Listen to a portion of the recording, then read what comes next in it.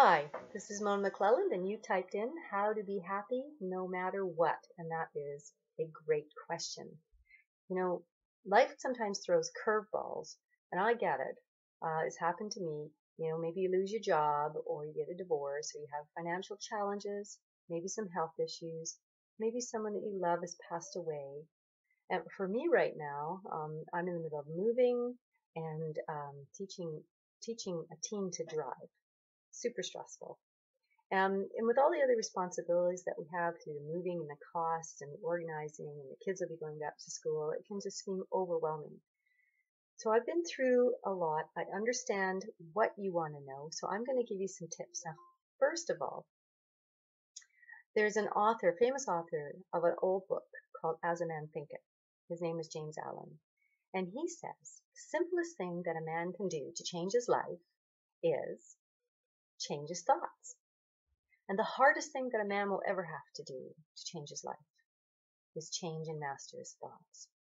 We get in a pattern of thinking and we replay old things and old messages and old, things in our life from the past that we shouldn't be carrying on in the future.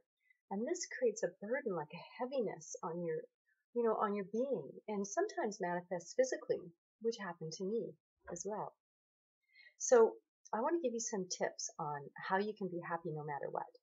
And if I look down, that's just because I don't want to miss out anything. I've got some notes. First of all, check in. Is your life really that bad? Or are you in just a low mood? I mean, have you got a house, somewhere to live, some clothes, some food, someone out there who cares about you, someone you can call? Think about it. Maybe you're just in a low mood. And now, if you're on the path to finding happiness, why do you entertain unhappy thoughts? Now, think about it. When we get sad, it's kind of like it just goes and goes, right? So you have an unhappy thought, then you feel worse, and then how do you get yourself out of all of that? Why are you defending these unhappy thoughts? Are you reacting to someone else's low mood? And I know all about that too because I live in a house of 6 people. And sometimes, a teenager has a bad mood, or your spouse, or something, and if you're sensitive, you can take it on. And you have to be really careful of that. So you ask yourself, is that yours or someone else's? And are you playing this game of war in your head, like you're having a battle in your head with your thoughts? Stop doing that. Make a truce. Bring in some nicer feeling thoughts. Now, this is a really big one, and pay attention. Is your tolerance to stress too high? Now, what do I mean about that? Instead of ramping up in times of stress and getting yourself into a frenzy, which, oh, come on, let's face it, I know you do it, I do it. That is your body's signal to say it's time to slow down, take a breather. It's a signal to ease up and give your mind that break so you can hear what it is you need to do. So the goal is to have less tolerance to stress. And are you thinking too much about yourself? What I mean by that is look at kids. They're doing, not thinking. They're out there living life. So live each moment to its fullest. And the details and responsibilities, they'll just work themselves out. Are you living in the past? And I talked about that already. Don't let that past become your present. If you release it, the unpleasant effects of the past will go as well. And stop postponing living. If you're saying or thinking or feeling things like, I'll be happy when, that's your clue that you're not living in the moment. You're not taking any action towards happiness. And, you're just sort of digging this ditch of perpetual rut.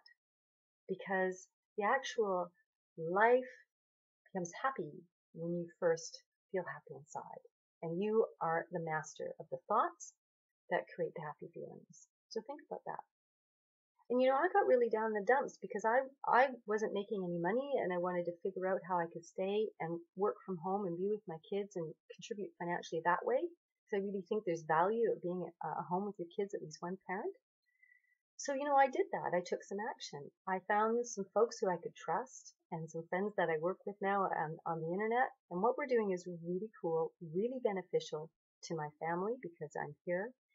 And if you'd like to see what it is that I'm doing, if you'd like to learn about it, just click on the button below this video or go to my website, here'sanotherway.com.